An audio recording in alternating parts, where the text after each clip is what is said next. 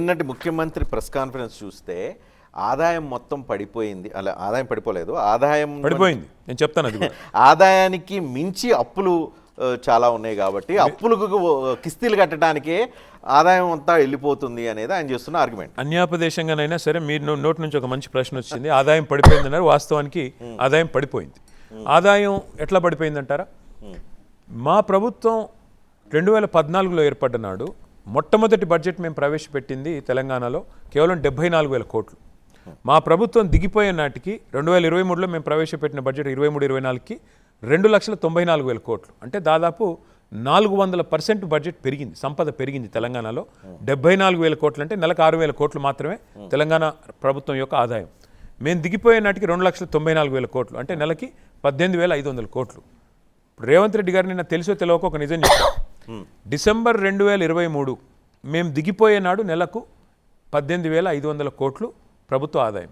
నిన్న నవంబర్ 2025 అంటే 2 ఏళ్ల తర్వాత కూడా నెలకి 18,500 కోట్లు మాత్రమే. ఇది ఎవరి చేతగాంతనం?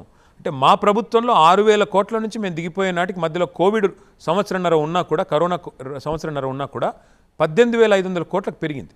కానీ మీ ప్రభుత్వంలో మీ నిర్వాహకం వల్ల, మీ దుష్పరిపాలన వల్ల 18,500 కోట్లు ఉన్నది అట్లాగే ఉంది. దీన్ని నేను ఏదో ఊరికే చెప్పట్లేదు, ఇది లెక్క.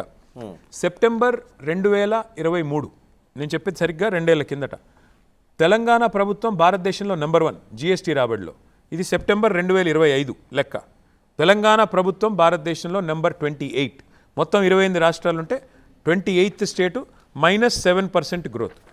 ఇది ఎందుకు జరుగుతోంది అంటే రేవంత్ రెడ్డి గారు వచ్చినాక రిజిస్ట్రేషన్ ఆదాయం తగ్గింది. ఎందుకు? రియల్ ఎస్టేట్ డామ్ అన్నది. రేవంత్ రెడ్డి గారు వచ్చాక వాహన సేల్స్ తగ్గినాయి, ఆ రకంగా అది దెబ్బతిన్నది.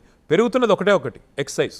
అది తప్ప అసలు రాష్ట్రంలో ఒక్క సెక్టర్లో కూడా గ్రోత్ లేదు. ఇది వాస్తవం. ఎందుకు అంటే ఒక కారణం, పరిపాలన చేత కాదు, కరెంట్ ఇవ్వడం చేత కాదు, రైతులకు ఎరువులు ఇవ్వడం చేత కాదు, కనీసం ఇవాళ మంచినీళ్ళ నిర్వహణ కూడా చేతనవ్వట్లేదు. అందుకే ఈ పరిస్థితి.